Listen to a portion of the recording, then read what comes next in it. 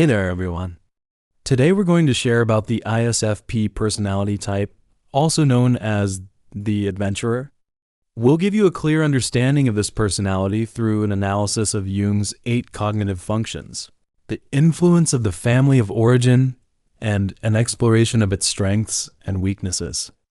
Let's start with Jung's 8 cognitive functions. For ISFPs, the dominant function is phi, which stands for introverted feeling. Phi is all about an individual's inner value system. ISFPs have a very strong sense of their own values and what they believe in. For example, if an ISFP values environmental protection, they will be deeply committed to it. They might go out of their way to recycle, reduce waste, and support environmental causes. They make decisions based on how they feel about a situation rather than external rules or expectations. The auxiliary function for ISFPs is say, or extraverted sensing. Say focuses on the here and now, on experiencing the physical world. ISFPs are very attuned to their surroundings, noticing details like the texture of a fabric, the taste of a new food, or the sound of a gentle breeze.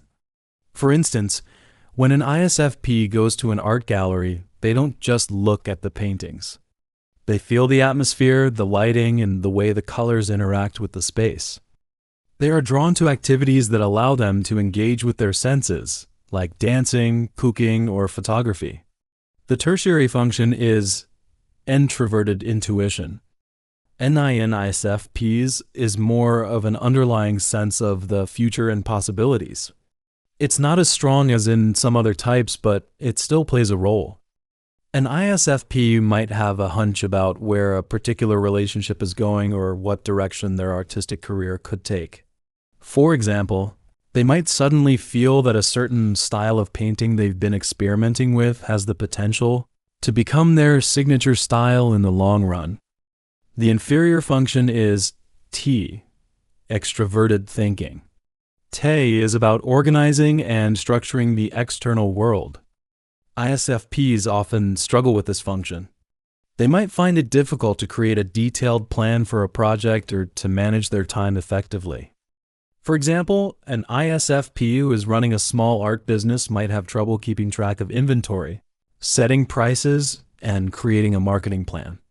Now let's talk about the family of origin and how it might shape an ISFP. Imagine an ISFP growing up in a family where emotions were not openly discussed.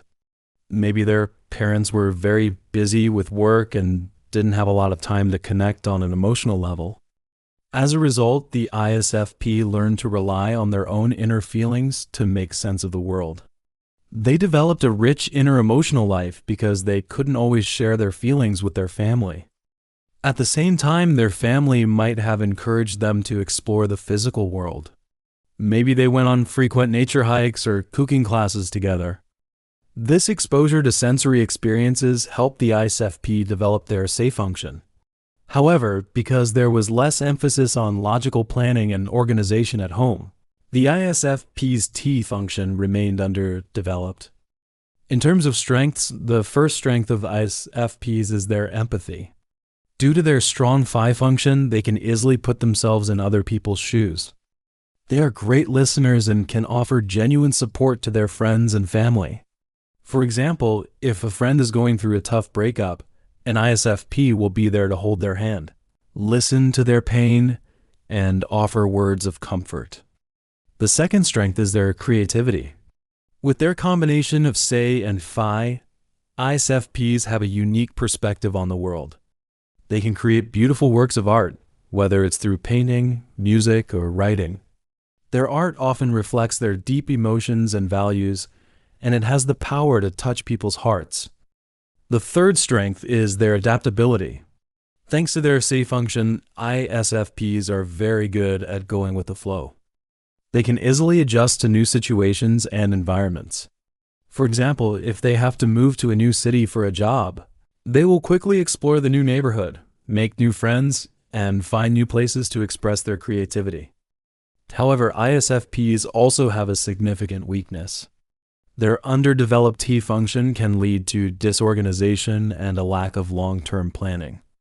They might start a project with a lot of enthusiasm, but then struggle to see it through to the end because they haven't structured it properly. To improve this weakness, ISFPs can start by setting small, achievable goals. They can break a large project into smaller tasks and create a simple schedule. They can also seek the help of friends or colleagues who are strong in T. For example, they could ask a more organized friend to help them create a budget for their art supplies or to set up a filing system for their business. In conclusion, the ISFP is like a gentle stream flowing through a meadow. They are full of emotions, creativity, and a love for the present moment. Their empathy touches the hearts of those around them, and their art adds color to the world. They may meander a bit on their journey due to their lack of organization, but their unique path is what makes them truly special. And that's the essence of the ISFP, the adventurer.